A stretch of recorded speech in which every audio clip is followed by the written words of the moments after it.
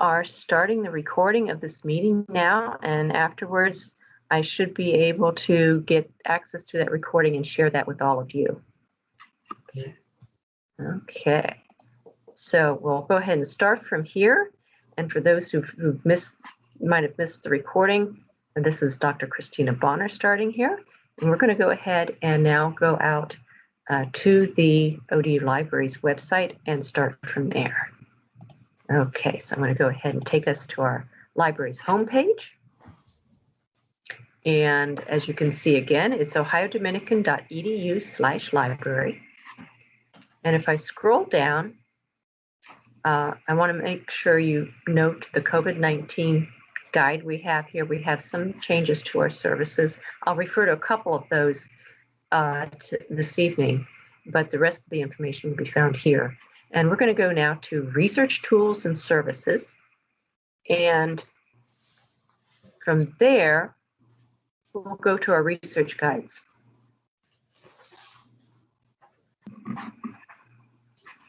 Now, with our research guides, we have an option of going in by subject or by course. And we're going to go ahead and go in by subject here. And you'll notice we have one for TESOL. So this is our research portal, basically. It says start your research here, and that's what this was built for. So you can have one portal to just go right to with all of your needs here. And as I mentioned earlier before we started recording, there are 3 other research guides that are course specific and assignment specific. These 2 are, and I'll get that 2 Ds out there. I forgot about that this morning. I wanted to make sure I got that out, but just didn't get a chance to. But be sure to visit the TSL500 research guide. It will give you everything that I'm doing this evening, plus a few more tips on doing TESOL secondary research, which is what we're going to get into today. Okay, so I'm going to mention now, we have over 200 research databases that students can get into. And for the field of education, here are our top 3.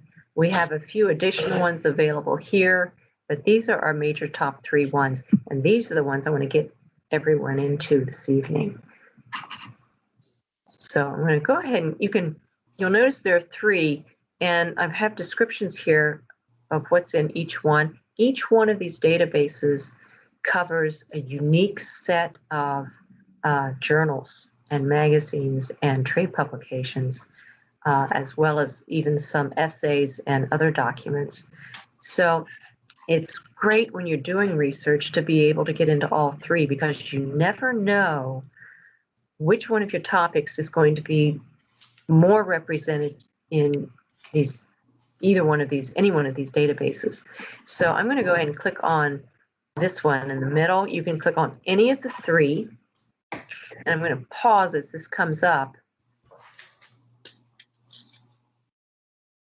Has anyone been in a database that looks like this from the database from the publisher EBSCO or EBSCOhost?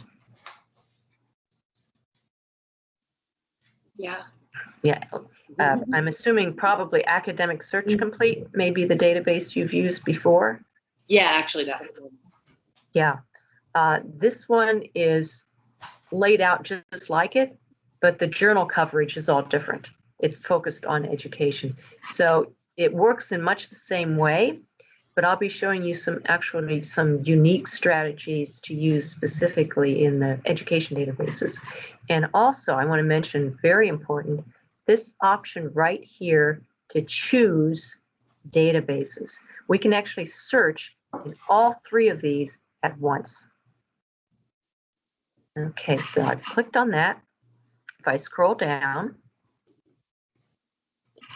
I can now click on the other education database, full text, and ERIC, which is our 3rd database.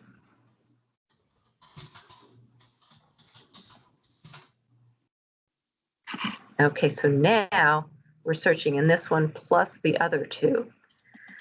So now at this point, when you are in an education database, most often you're going to want to focus on articles dealing with TESOL, right? With English language learners. So what I recommend when you go into the databases to find these research articles is to start in that top search box and start with terms, with keywords that are going to represent TESOL. So for example, TESOL, and you can see actually, I've done this before, the machine's already suggesting one here, and that's this one. So you can put this in your top search box. And what I've just done is taken all of the articles that have the word TESOL or ESL or ESOL or TSL or EFL in them, and those are the ones being pulled up. So it's a great way in a larger education database to focus on just TESOL. And so we can start with that. And let's say I'm teaching my students, and I'm interested in the issue of pronunciation. So that then can go in my second search box. And my learner group, the folks that I'm teaching, you could put in here adult learners, for example, if you wanted to focus on adult learners, or you can put in your particular group based on their L1. So I'm going to put in Chinese. I could even put in Mandarin, for example, but I'm just going to stick with Chinese here. And now I can do my search, because now I'm focusing on articles that are going to give me a focus on pronunciation among Chinese learners. So we have 234. And if I scroll down, before I even look at anything else, I'm going to look off here to the left side, and you'll notice the option for scholarly peer-reviewed journals. That's what we want, because that's going to give us the journals with the research articles, the scholarly articles. So I'm going to go ahead and click on that. And I'm going to pause for a second. Anyone among you using, by any chance, your phones to do any of this research? Or is everyone on a laptop or a PC? I'm on a laptop. Okay, sounds like everyone else is too, because I didn't hear anyone for the mobile. Good. It's easier, much easier on a PC or a laptop. Okay, so at this point, we've dropped down to 173, which is still kind of a large number. I generally say 60 to 80 is a good number. That said, if I get something that's close to 200, I have two thoughts in mind. Either one, my topic may be very well researched, or two, I may need to focus my topic down a bit. And I might just need to do that here. So let me go ahead also and mention a couple of other things. I'm going to actually put one more term in here, by the way, ELL, English Language Learners. It's amazing how many different terms you can use for this. Okay, so we're still getting these. So now when I scroll down, a couple of things I'd point out. Take a look when you have a results like this at the title of the articles, as well as the subjects that the database has ascribed to those articles. And I mention that because you might actually find terms that may be better than the ones you've chosen, or you may find terms that suggest that you can focus your research even further to a specific subset in this batch of articles. So I'm seeing here, here's where our pronunciation came, English as a foreign language. Number two, we have learners' perceived comprehensibility of accents, of English accents.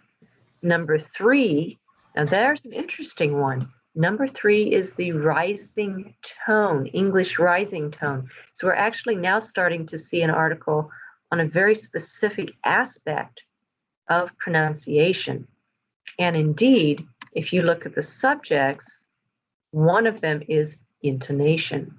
So if I wanted to hone in on this, I might go back to my search and put intonation in place of pronunciation and see how many articles are out there on that and how much I can focus on that. And so that's just getting into the database now properly. I will mention also, you'll notice number 1 has a Find It link. Number 2 has not only a Find It link, it has a PDF full text link. The way we have our Ohio Dominican databases set up, PDF full text, that's the full article. If you don't have PDF full text, then you can try to click on Find It, and what this will do is attempt to find it in another database. And that's what we're going to do now. There we go. And if it had found it, it would have had the actual full text right linked up here. It didn't. So at this point, if this is an article you really, really need, what I would recommend is going to our Interlibrary Loan link and attempt to request that through Interlibrary Loan. Normally, it takes 2 to 10 business days for us to get an article that you've requested. What happens is it's a request that gets sent into one of our librarians, and he then goes outside of Ohio Dominican to try to find that article available from another library. And if he finds it, he'll then be able to give it to you, send it to you as a PDF, actually a link to the PDF. It's a great service. I will add that during this unprecedented COVID-19 outbreak right now, some libraries aren't lending. So it may take still as little as 2 days, but in some cases, he may have trouble getting his hands on it a little more than normal. So I highly recommend using the service. At the same time, I would try not to rely on it.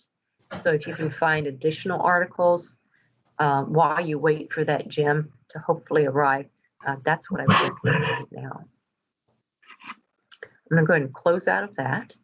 And, Dr. Bonnet, Yes. I'll just mention that the research paper is due on September 27th. So that's about a month. So students have 4.5 weeks to find sources and read them and whatnot. So, some of those ILL items, for example, could be problematic. Yeah. Yeah. That's why I recommend if you've got one and you put your request through, hope for it, but don't rely on it. Make sure you find enough additional materials. And we're going to be going into articles as well as ebooks, which are also 100% full text. So you'll have some options there as well. But yes, definitely don't rely on it. Make sure you keep going and keep digging. And I'd like to also put in a plug right now, if I may.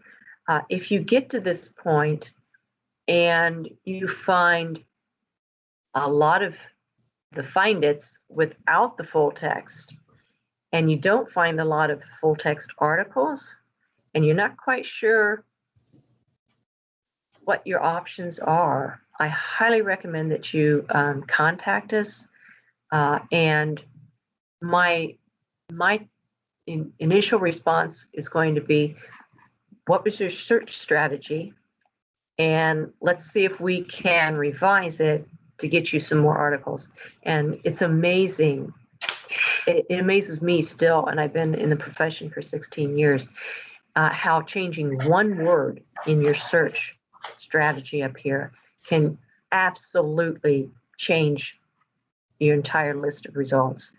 So if you get to that point, please contact us. We'll be happy to help. I'll give you the contact information at the end of this too.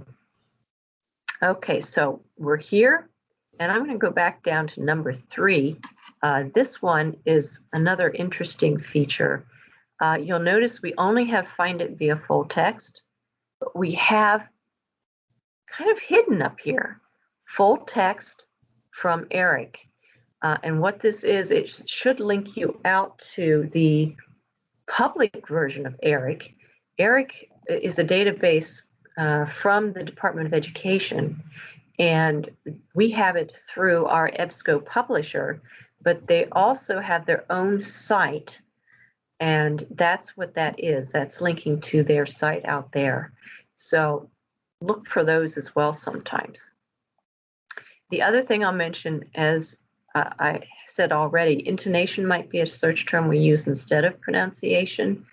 You might even be interested in how your learners are dealing with vowels or consonants. So those, again, could be good search terms. Okay, so let's go now. I'm going to go in here and make sure everyone knows what they can do once you get to this page. Number 1, we have our abstract down here that you can read and get a good idea of what's in that article. And then over here, a couple of options. The site, of course, a lot of people like. If you've been in Academic Search Complete, you, I'm sure, have used this before. But for those who haven't, I'll mention you have an option of getting a reference in APA format if it is correct.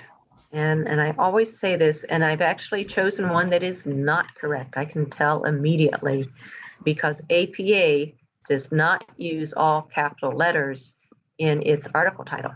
So I've identified one mistake with this already. The reason why I bring this up is it's great to copy and paste.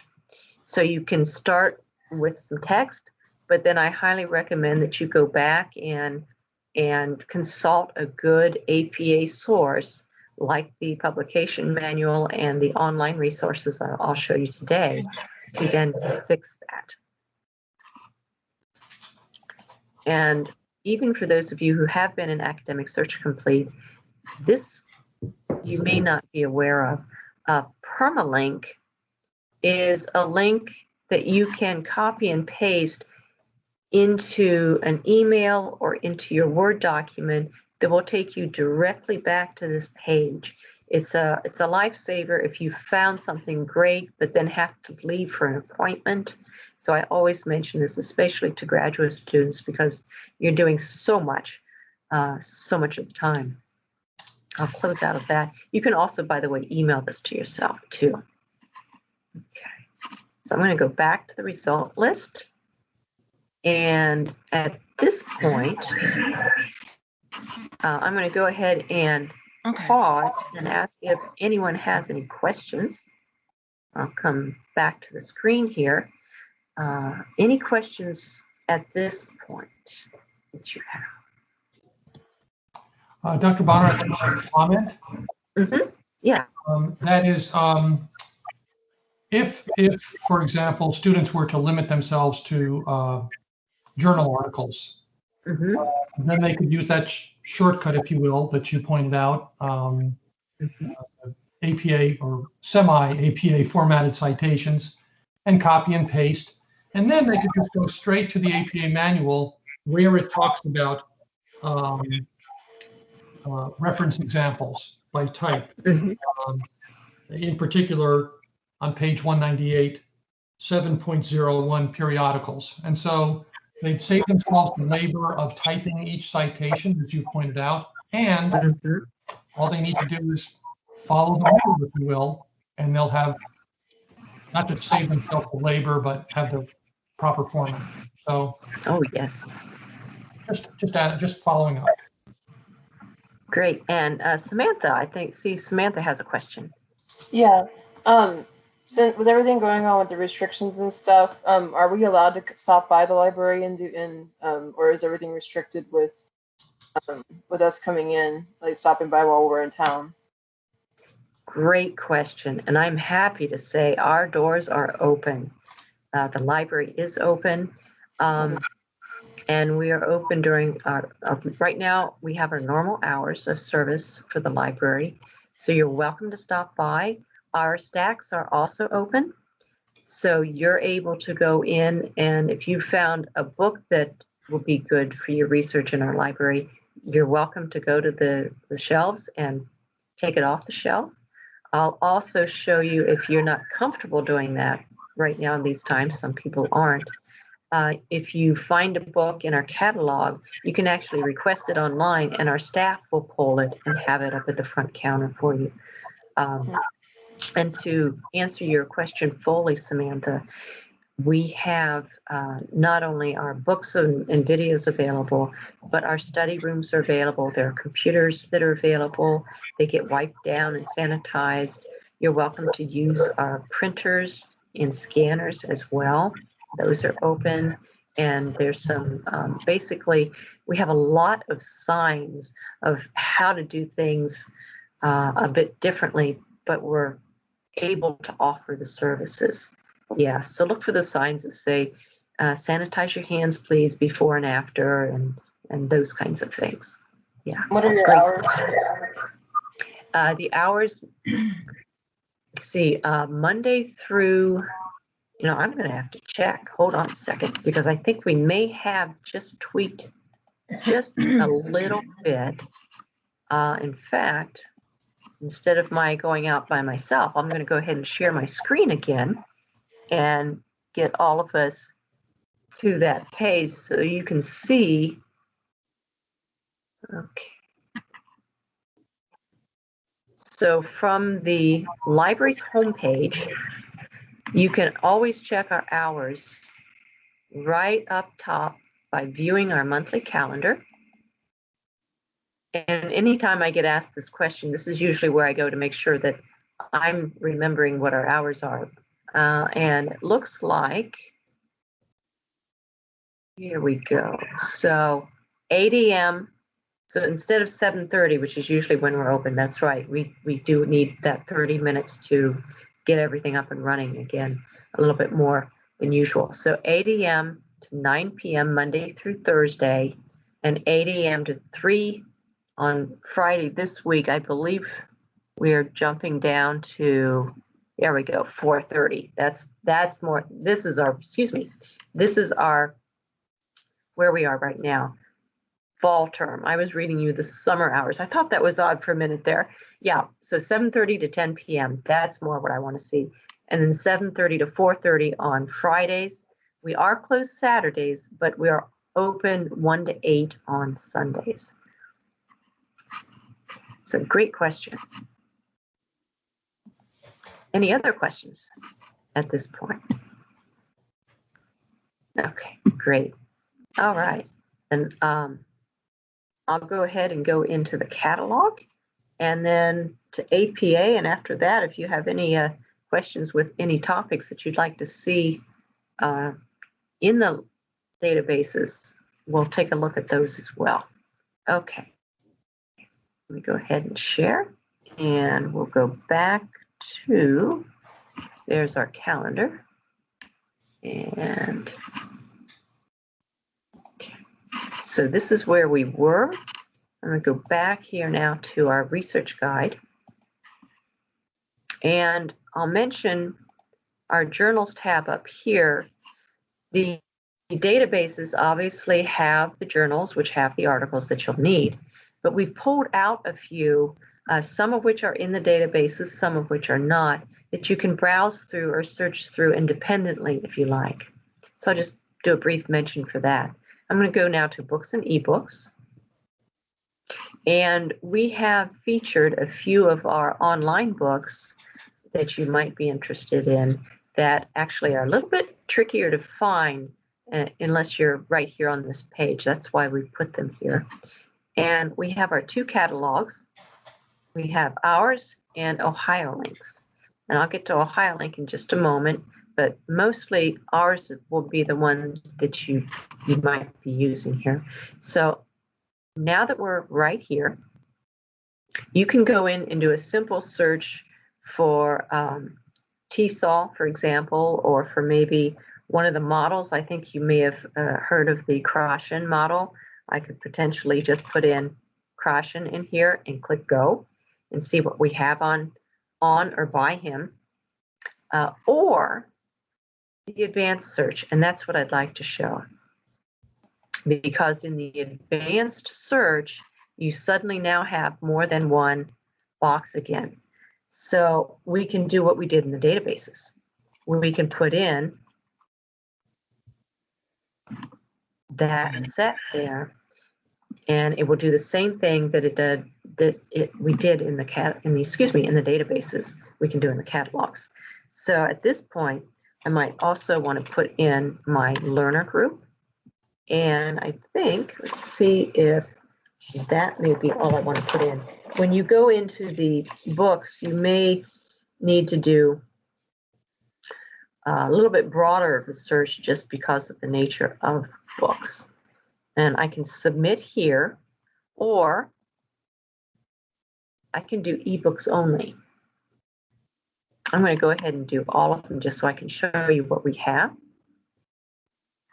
And you'll notice the very first one, Developing Chinese EFL Learners Generic Competence, a genre-based approach. This is indeed one of our ebooks. And in fact, as you look on the side here, many of them are ebooks. We've been working to build this collection up. So if I click on this, this will give me a couple of things. In the databases, we have abstracts, and our catalogs will have summaries of the books. This one's actually a bit long for a summary, but it gives you a pretty good idea of what's in the book. And it looks like genre-based applications. Very interesting. And then we have our subjects here, simple subject listed. And if you want to open this book up, the way this works here is you can connect to the book through one of these two links. Sometimes you'll have one link, sometimes two, sometimes three. The reason is this book appears in two of our databases, the database EBC, or Electronic Books Center, and the database Springer Link. Either one should work. If you have any trouble with one link, try the other. It may be that your laptop likes one over the other, and it may just be how they're set up. I'm going to go into the first one just to show you what it's like. So you have your text on the right, and typically you'll have then your chapters linked, the table of contents right here linked, either on the left-hand side, or you might have to scroll down depending on the layout that you see. And I'm noticing the chapter here, chapter 3, if I click on that, it then populates over here, and you can leaf through the pages, or you can open up the entire full text of the chapter. So it's a really good one to do. The other thing is you can do a print view of the chapter, and then that gives it to you through the HTML. I'm going to close out of that. And the one thing I do recommend is if you find a book like this and it's great, it's exactly what you need, but you only need the one chapter, go ahead and get that chapter, download it, save it. But don't forget, if you use it in your paper, or you will need to cite it. So in order to get the information that you need for your reference list, you'll need to go to the front matter. And that's just like in a print book, you're going to have all the information you need before the actual book starts right up in here. So, Dr. Bonner, I've got a question or a comment. Sure. I'm just assuming that's, I don't know, students may be comfortable doing all their reading online, but they also want to print what they're reading. Now, I'm not sure, as a faculty member, I think I get $25 worth a semester of free printing or something like that. Right. I'm not sure about students, but obviously they'd have to do that on campus. They can't do that at home, but that's just a consideration. Really? If they want their material in print, well, just use their own paper or come to campus and use their account. So. Right, and they do have, each one of you has $25 every semester. It's like a debit system, a debit card system. And we actually have new printers on campus this semester. You can either use your ODU ID card and swipe the printers to have them print in the library, or if you have a link to this page in your phone or your laptop, anything wireless, you can now send a wireless print request to the printer as well. So yes, definitely, that is something that's available to students. Thank you for bringing that up. That's great. Sure. Any other questions at this point? Let me also make a case for visiting the library, because that main floor that you walk in on with all those windows back there. Oh, yes. Especially when the leaves begin to turn. It's just a wonderful place to sit and study if you like that kind of place. I realize that being indoors these days is a concern, but I hope our students will at least visit the library, get a sense of it, and they don't actually use it now to study, then they'll consider doing that in the future. Yes, and I would add that we have moved everything to help with social distancing. So tables have been separated, carrels have been separated. So there's a lot there that is available that we've always had, but now it is spaced out more. So I feel safe walking in. The one thing I will add that I forgot to add when Samantha had her original question as to whether you could come into the library, they are requiring face masks. That's the one major requirement in order to visit the library. Okay. All right. So let me go ahead then and close out of. Trying to close out or back out. I always forget. Yes, close out. Okay. So that was the catalog, and I'm going to go back now. My presentation screen is actually giving me a little bit of a trouble. Let me see if I can get, there we go. So we're back here, and I'm going to go back into the catalog just for a second, because I want to make sure I get you into OhioLink. So I'm going to repeat my search.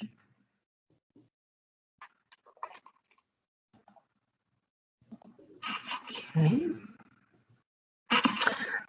Also, before I leave this page, I'm going to scroll down. These are all ebooks except for number 10. And this is a book that you could indeed get your hands on, Negotiating Cultural Encounters. And this one is on our top floor, which, as Dr. Meisick said, that's right as you enter. You actually enter on the top floor. We're built into a hill. And you can go into the 300s. Our library is set up with the numbering system that the public libraries use. So our books are numbered from 0 to 999. And you could go into the 300s or 303s and just pull that off the shelf there. But if you are not comfortable doing that, and some aren't, especially these days, you are welcome to use our request button. And that request button basically puts in a request to our staff. We do ask that you allow for 24 hours of processing, but they will go pull that off the shelf and have it on hold for you at our front desk, which is right as you enter the building. And all you need to do this request, and it says your name, you just need your last name. You don't need the full. And then the last 7 numbers of your ODUID number. And then you hit submit, and you're fine. Oh, you also need to choose a circulation desk. We only have one location. We're just one library. So you would choose circulation desk and then hit submit. Okay, I'm going to go ahead and hit the back button because I don't want to take that book from someone. Okay, so that's our collection online and in the library. And then here's OhioLink. And I'm going to head and click on the button. And I want to mention OhioLink is an option. We now have 176 potentials. I'm going to ask, has anyone already used the OhioLink Library Catalog before? Okay, I'm hearing no one's saying yes. Excuse me, Dr. Bonner. This is Barb Young. Mm-hmm. There's a possibility that I might have with the, it used to be called the Central Ohio Radio Reading Service. Oh. Where, it's now called Voice Corps. I was with them for several years, and I think we got some of our material from the State Library of Ohio. Would that be the same thing? And you're definitely on the right track. Okay. The state library is part of OhioLink, so that's probably how you got the books. Yes. Yeah. OhioLink is a wonderful option, almost unique to Ohio. In fact, very few states have this. We have banded together so that almost all of the academic libraries can be accessed through this one library catalog, and you as Ohio Dominican students then can request books from other institutions. I would add also that there are ebooks in this catalog that you can use as Ohio Dominican students that may not be in our catalog. So it's good to check both when you're searching for books and ebooks. I'm going to say, though, with the print books that are out there, such as number 1, you can tell it's a book. Because of COVID-19, OhioLink print books probably are not going to be a good choice for this course, because the libraries are quarantining books that they receive from other libraries for 3 days before processing them. So it's going to take, on average, about 10 days from the time you request it, 10 business days, actually. So it's not quite as good of an opportunity this semester while we're quarantining the books. But as I mentioned, you'll notice number 2 here is an electronic book. So the OhioLink catalog is still a good one to use. If you see something you do want and you want to try to get it, the request button works like ours. And if it's an electronic, this also works like ours. So if I click on number 2 here, here we have our 3 options to connect to the electronic book, to the ebook. And we have our summary. And we also have our table of contents, so you can actually see what kind of chapters are here and what the focus is of each chapter.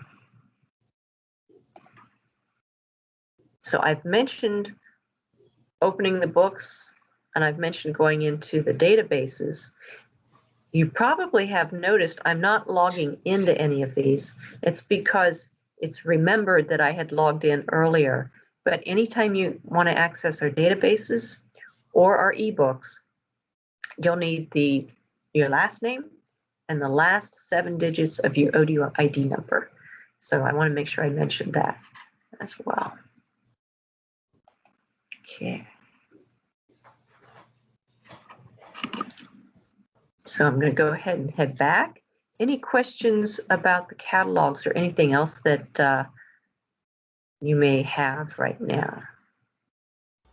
I have a question. Mm-hmm. Do you need a student ID to use the libraries? All my classes have been online, so I don't have a student ID. That is a great question. To use the library, if you're printing, you would need to use your ID, or you could use, let me think here.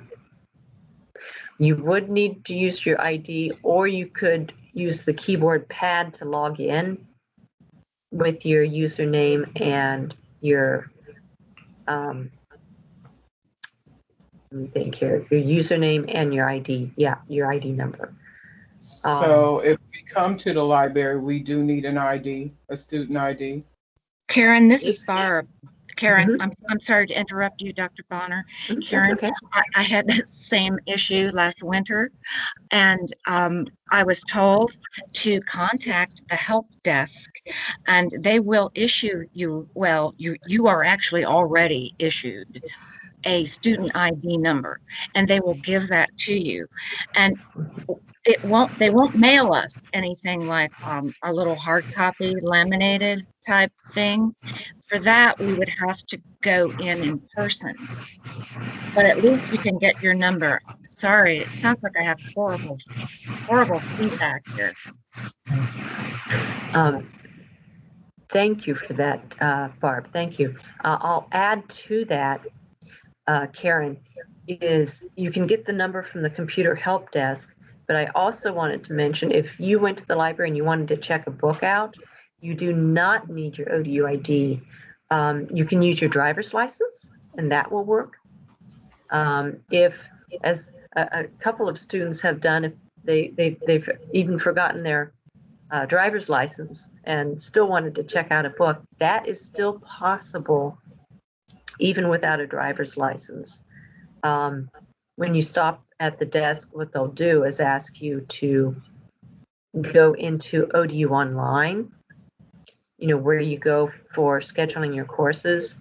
And I believe printing off that sheet or showing them on screen, it shows them that you were able to log in as you, so you're authenticating your ID that way without the ID card. Yeah, if you want to get an ID, which again, it's not required, but if you wanted to get one, a physical one that you have, you can do that through public safety, the public safety office, which is in Erskine Hall on our main campus. But it's not absolutely necessary. No, great question. Okay, thank you. Mm-hmm. Any other questions? Oh, yes, Barb. I saw a hand raised. Barb, can you unmute yourself? I think you're muted. I'm so sorry. Yes, I am. Now, are you hearing a lot of terrible feedback from this end, or am I coming in clearly? You're coming in clear now, at least to me. Okay. Several have mentioned that they're not getting certain emails, they're not understanding certain things because it's not, they're not finding it even in Panther Learn and so forth. It has been my understanding from the beginning of this program that all students needed to have Microsoft Windows 10 And yet we have some persons who are using MacBook and so forth, and obviously Mac does not support Microsoft. So I'm wondering if that might be, part of their problems. So I don't know. What do you think about this? Thank you, Dr. Bonner. It's a good question. I'm thinking that I would actually have to take a step back actually, because I don't know what the requirements are for students right now. I knew what they used to be, but once we went all online like this, I don't know what they are. But I would easily guess that some of the technology issues are indeed with the computers. The virtual classroom, for example, was just upgraded earlier this year, and my laptop missed the system requirements by 0.1 megabytes per second speed, and which is why we're in Teams. And I only found that out today because we've been troubleshooting why I can't present in the virtual classroom. And it's because 0.1 megabytes per second is in my machine is too slow for the virtual classroom. So I actually experienced some technology issues myself. But yeah, I can easily see that being the case with some folks. Who would have known? I have everything else up to date, but I would not have guessed that my internet speed could not handle the virtual classroom when it handles everything else. So I was actually a bit surprised myself. Yeah, if you encounter any of those issues, I highly recommend following up with your professor and also checking in with the computer help desk and seeing if you can get that support to find out what is going on, so you can potentially either address it and get it fixed or find a workaround, which is what we've done with Microsoft Teams for me. Great Thank you so much. Thank you, You're Dr. Bonner. Any other questions? I keep looking around at faces as if I'm in a classroom. I need to remember I'm supposed to just focus straight ahead so you can see me better that way. I do have a question. Sure. I guess if we're in the process of, narrowing down what we're going to research and sources and so on, is there a one-to-one person we can work with, or we can stop by at a certain time to sort of help with the investigation part of it? Yes, indeed. I'm happy to say. Let me go ahead and share my screen, and I'll take you to a page. We're going to go back to on the TESOL research guide here. There is a link for research and citation help. And when you get to that page, we have several options. When this is green and chat is online, you can chat with the librarian. The email will allow you to email refdesk@ohiodominican.edu, and that will get you in touch with 4 librarians, all 4 of us. It goes to every one of us at the same time, and whoever's readily available can respond.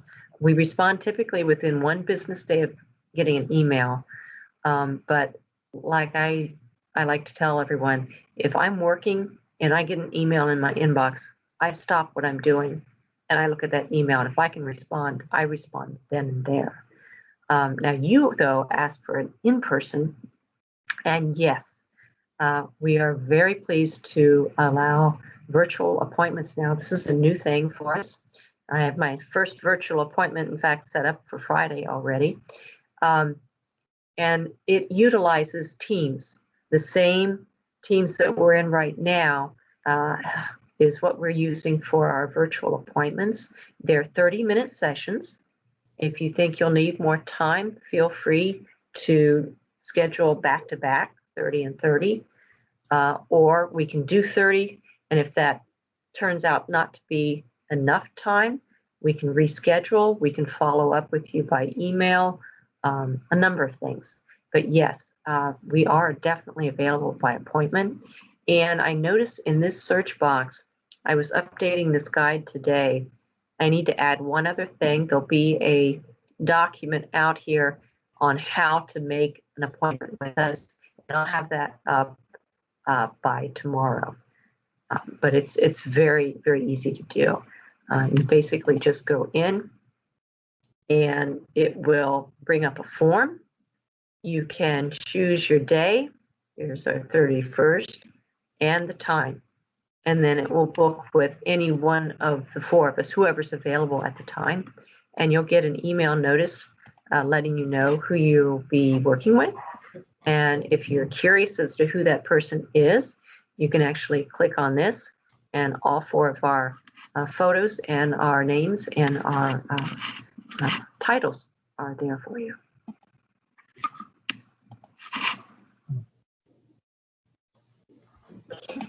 Thank you very much. That was exactly what I was trying to cover.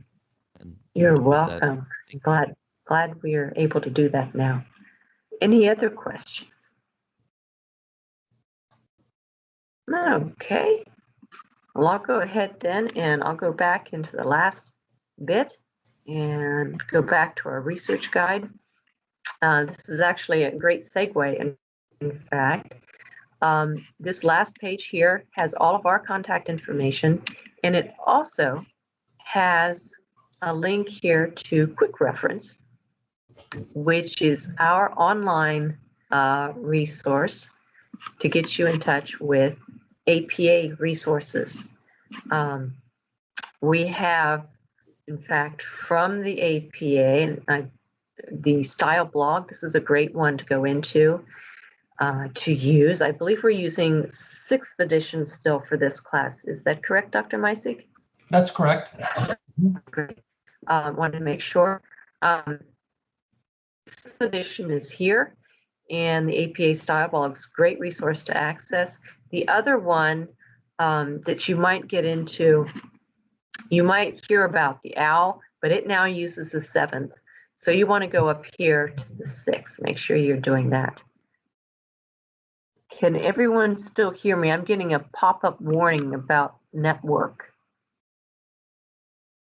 I can.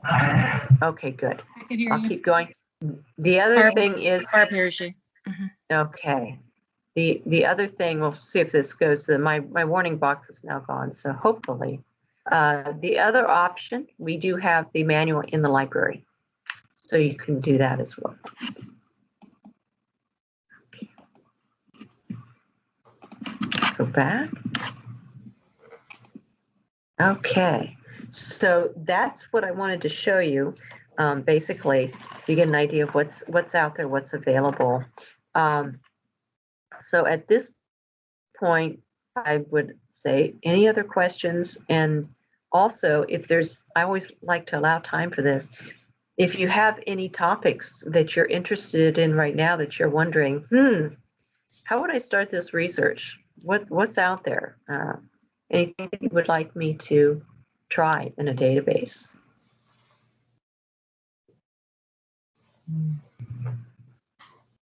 No is an okay answer. Anything that you would like to add, Dr. Meisig? Not really. I guess the pre-writing about the research topic is not due until Sunday night. If students want to send me that in advance to get a little feedback, get started on their search, that's fine. Just make sure you email me, because I won't check Panther Learn until Monday morning looking for those assignments. So email me if you've submitted that. Having said that, I was noticing some dates. You were looking at some sources, and I just thought I'd mention that probably students should be looking at sources from the past 3, 5, maybe 10 or even 20 years, but typically not beyond that. although there may be some classic texts that they might want to look at. A lot of the Krashen stuff is from the 80s, for example. But Yes. generally speaking, the more current, the better. Great. And that's a great point to bring up. I'm going to do one quick thing here to show you how to do that in the database, so you can actually focus to the last 20 years. So let me go ahead and do that. Great. So if I'm in Education Research Complete, and we'll just do a quick search like so. Obviously, it's not normally a good search, but I want to show you how you can focus this. So you'll notice the database sorts by relevance first.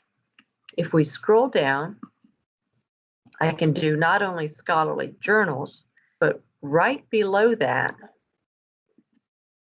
I can change the date to give me just the last 20 years. And that will give you the most relevant first and the most current. So it's a quick way of doing that to make sure that you are looking at the most current there. And I think, oh yes, there's one other thing. With the research and citation help, I wanted to add that you can, if you click on my name here, you will also get my email, and I'm more than happy to work with any of you through email or through a virtual appointment. The Ref Desk email goes to all four of us, so you get a better chance of having someone available right when you email. But if you want to email me directly, feel free to do so. I'll add with the TESOL500 research guide. I actually have my contact information here as well. I'll be updating it because I am working remotely, so I don't have a phone number available to give you, but I do appointments. Typically, if you schedule your appointment with me through the bookings, I'm available 1 to 4, Monday through Friday. If you really would like to book an appointment with me at a later time, just email me and let me know, and I'd be happy to schedule a 5 or 6 o'clock appointment with you. I know your schedules are very, very challenging sometimes, so feel free to do that as well and reach out to me directly if you like. So I think I have just one more thing to do. Then if you don't have any more questions, and I'll go ahead and go back over here. There is a feedback form. If you wouldn't mind, students, if you could go out and go to this site right here, just take a couple minutes. It's a very brief feedback form. Let me know how this was for you. It gives me some real good feedback. And Dr. Misick, as you can see, I have one online for you as well, if you wouldn't mind taking a moment. It's an online survey. I think it's a brief 9-question survey in each case. Yeah, I clicked on the link. I'm not seeing anything coming up. Oh, okay. But I may have to resend it to you then by email, yours. Anyone else having any problems with the student link? Okay, good. So that one's working. Something happened when I did yours this morning, so it may not have completely published. That's my guess.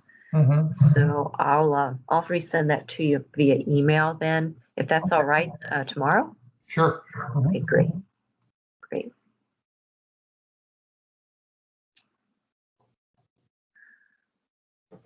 And I'll keep that screen up there, and I'm looking at my clock. Give you a couple minutes to do that, and then I'll come back amongst all of you. Okay.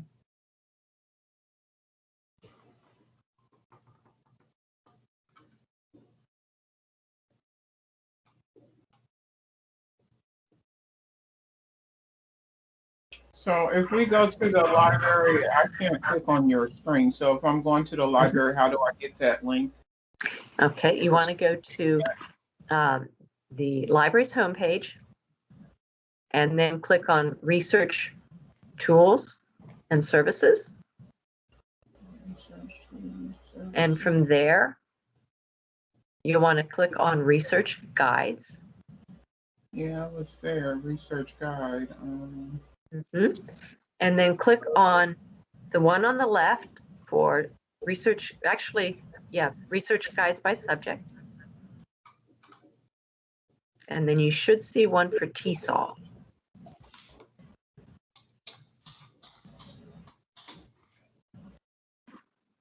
And then you'll get something like this with the last tab there that says feedback. Feedback.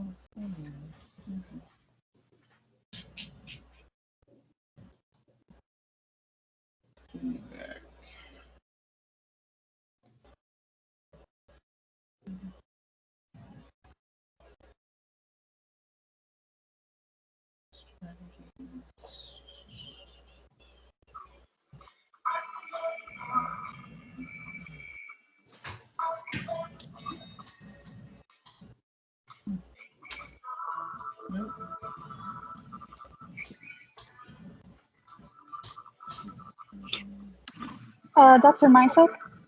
Yes. Hi, Kate. I mentioned before, and I put it in the chat too. I'm at Panera since our power is out, and they're about to close, so I need to leave. But I can just watch the end of the presentation. If there's anything I missed, recorded, right? Yep. Okay. Okay. Thank you. Yeah. Okay. You're welcome. Good night. Yeah.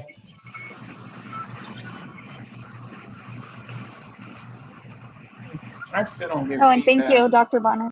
Oh, you're most welcome. Research guide.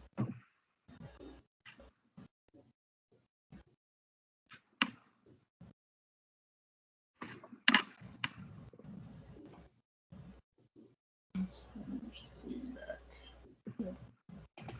Got it.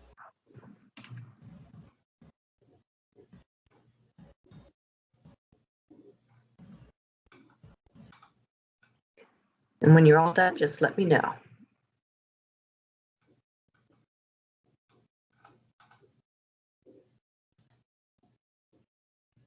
Dr. Bonner, it's Barb Young. Oh, I'm Sure. sorry, I didn't raise my hand. I'm not Okay. able to do anything with clicking on this, actually.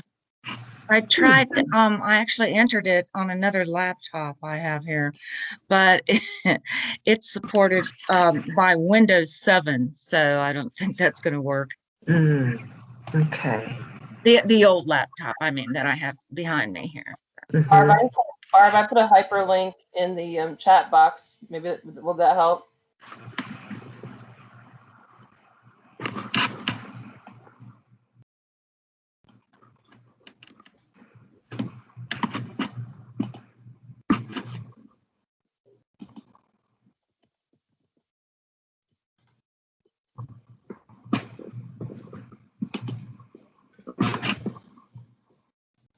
And Barbara, I'm going to go ahead also and email the link to you. The chat sometimes is a bit clunky.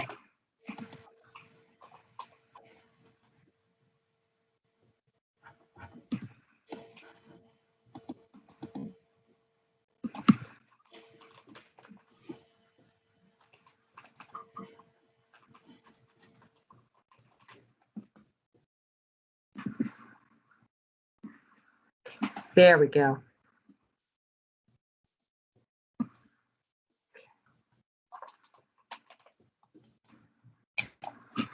So go ahead and check your email if you had trouble with the chat, Barb. Yes, thank you so much. Thank You're you, welcome. Dr. Bonner. And I look forward to seeing you one day in the library. I'll be getting in touch with you. Thank you Great. again so much. Have a great night. Your presentation was just excellent. I appreciate thank you. it.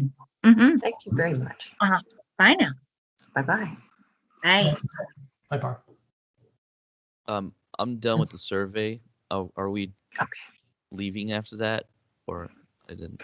Dr. Meissen, I'm all No. done. Once you're done with the survey, you're free to go. All right. Well, thank you very much for the presentation, and I'll see you guys later. Thank you very much. All right, Thank Tricia. you. You're welcome. I'm gonna head out too, guys. Thank you so much. I finished the survey. Okay, great. Okay. Bye. Thank Bye you. Have a Bye. good night. Mhm. You too. Bye all. Good night now. Thank you. See you, Samantha. Okay, I just finished the survey also. Good. Thank you so much. I appreciate the help. It was very insightful. I didn't know that you can search 3 databases at one time by clicking on those. That was really helpful. Oh, great. Thank you. Just finished. Thank you very much. That was great. You're welcome. Thank you. Good. And I also will set up an appointment online. Great. Thank you. My pleasure. I'm trying to make Dr. Bonner most popular on campus. You know, we've got a yearbook, faculty staff yearbook, and I try to make her most popular every year. I do a pretty good job at it. Yeah, it was very helpful. See, and I'm still, like I said, TESOL is new to me, so I'm still struggling on what direction to take my research because there's so many different areas to choose, and trying to, hone in onto just one is going to be hard because they have a lot of interesting different theories, different concepts. So Yeah, trying remind to me. narrow it down. Yeah, now remind me, Karen. You're going for the license. Is that your goal is to teach kids, or do you also want to teach adults, or? Adults. Okay, so that's an important distinction to make right off, whether you want to research teaching kids or adults, and then I don't know. Have you done any observations? I don't think you came into the problem with any No, the experience. only observations I've done have been online. Yeah. The last class that I was in, Yeah. 5:40, and I did the observations in Canada. There online. I haven't got to actually, doing live observations with here. So hopefully I'll get to that. Yeah. Well, this is a very broad topic, but I didn't have any experience teaching adults. I would think about something very broad, like challenges and rewards at teaching adults. Now, I don't know. That's very broad. That kind of prepares you for that kind of teaching. So if you can maybe even start out with those search terms and go from there. I don't know. That would be my recommendation at this point. I have a lot of to narrow it down which direction. I know I prefer to work with adults versus children, but just trying to narrow the theories down which would be best. Yeah. Well. Thank you. Have a good evening. Okay, you too. You too, Karen. All right. Well, thank you very much, Dr. Bonner. My pleasure. Yeah, it's challenging, but it seemed the students got a lot out of it. So somehow we did it with the focus on you. But thanks very much. And you're most welcome. And I'll go ahead and before I forget, I'll go ahead and hit the stop recording button now. Okay. There we go. So are you sure you want to stop? Yep. So stop.